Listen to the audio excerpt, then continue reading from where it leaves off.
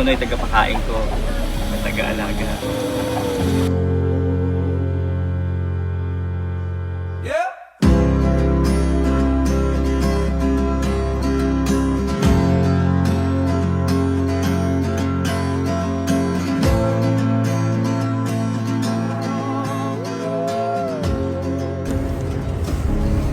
Magandang hapon po. Pwede niyo po ba ipakilala ang sarili niyo?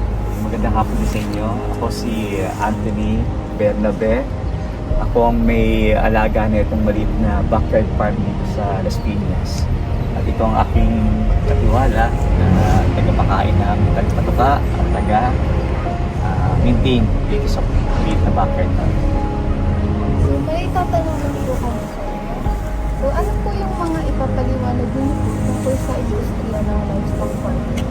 At paano po ito nagsimula? At ano po ang gagawin ng pagpapili ng kabuhayan? Livestock farming ay ang pagpapaalaga ng mga hayop kagaya ng baka, kalabaw, kambing, manok at iba pa. Itong sa case nung to, nag-alaga kami kasi nga para makukunan namin ng source ng pagkain, gaya ng kanin ng mga itlog. At ganun din, nakakapagbenta rin kami sa mga kapitbahay. Lalo na yung pandemic, kasi yung pandemic talagang walang makulan ng source ng pagkain, diba? Nagsala tayo lahat.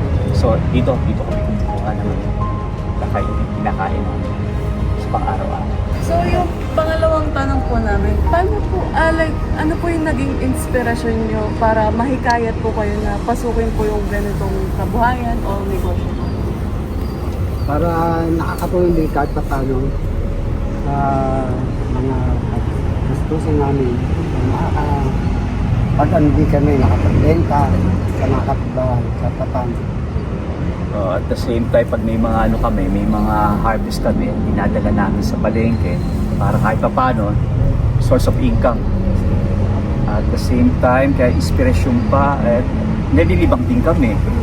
Yung oras namin nababawasan, naayos namin yung lugar namin.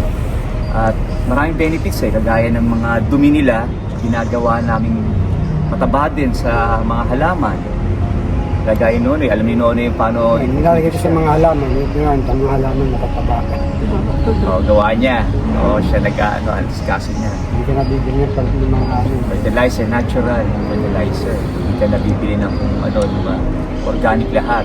Question number 3 po, gano'ng kakalaki ng kapital na kailangan at ano ba puhunan sa pagkakas? Ang nangyari bago magsimula? Sa puhunan kasi kagaya niya, backyard breeder lang kami. Ang puhunan namin hindi naman ganun kalaki.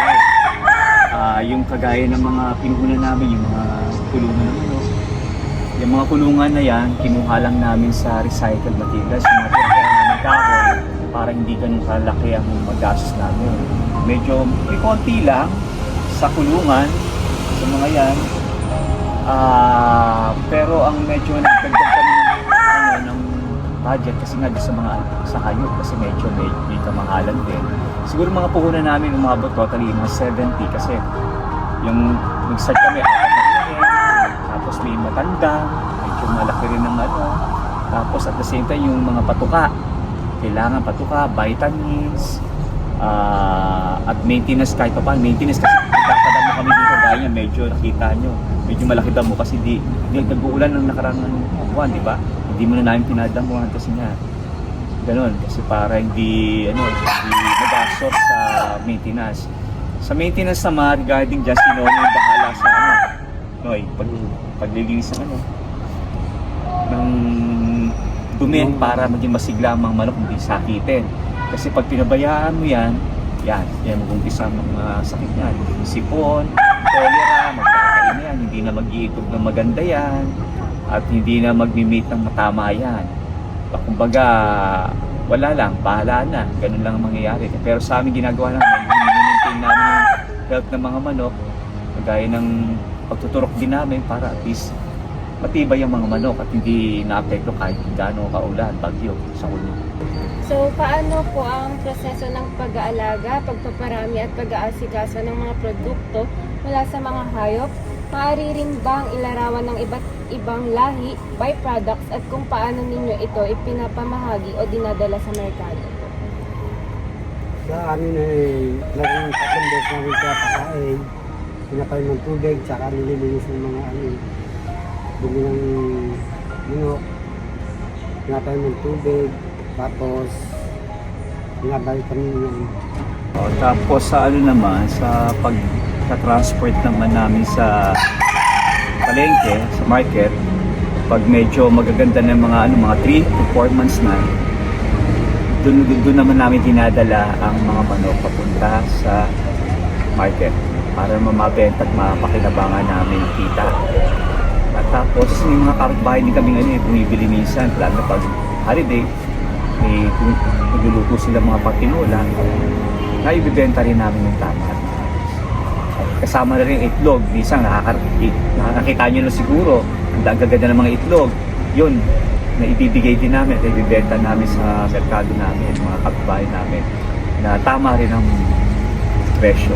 Sa mga lahi naman ng mga yan, mga lahi naman yan hindi kagandahan ng lahi, pero mga hybrid sila. Hybrid. Ang ibig sabihin hybrid, mga crossbreed na sila. Kaya ang gaganda ng quality ng itlog na binibigay nila sa atin. At yung katawan ng manok, masisiglat, malalakas. Maganda ang body build. Makikita nyo, halika kayo. Ang gaganda ng mga itlog. Gawa ng maganda ang maintenance namin dito. Tignan nyo. Ang puputi ng itlog. Matataba, malalaki. Yan. Meron pa dito, pero medyo mailap ang hinahin. Yan. Siguro, pwede yung video man. Sige, dahan-dahan lang. Nasa loob kasi ang itlog.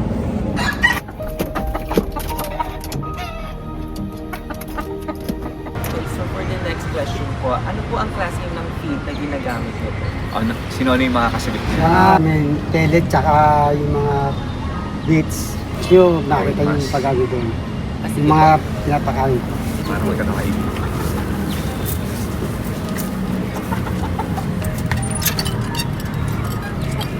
Ito, pansisiw. Yan.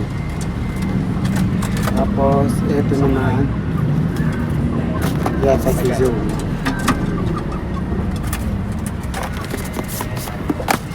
Tapos, ito naman, inahin yung mga nangingitlog. Ayan. Ito pandang, ito naman, o.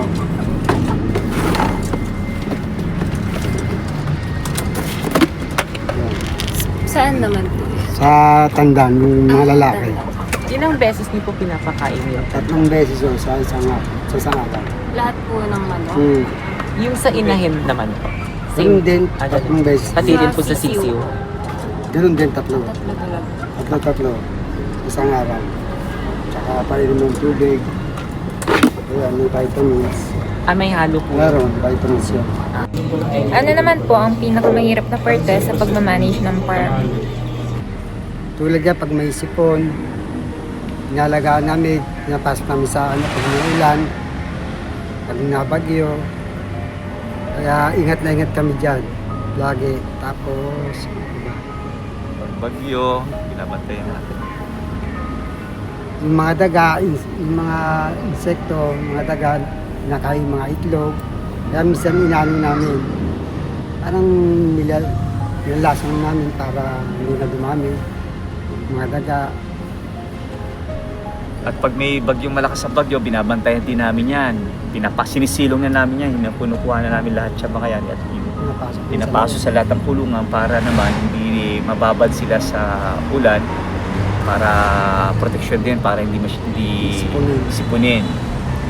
At pag ganun talagang sitwasyon, latagisan, talagang hindi namamatayan kami. Pag namatayan kami, wala naman gagawa, kundi nililibing na rin lang namin. One is the loneliest number that you'll ever do.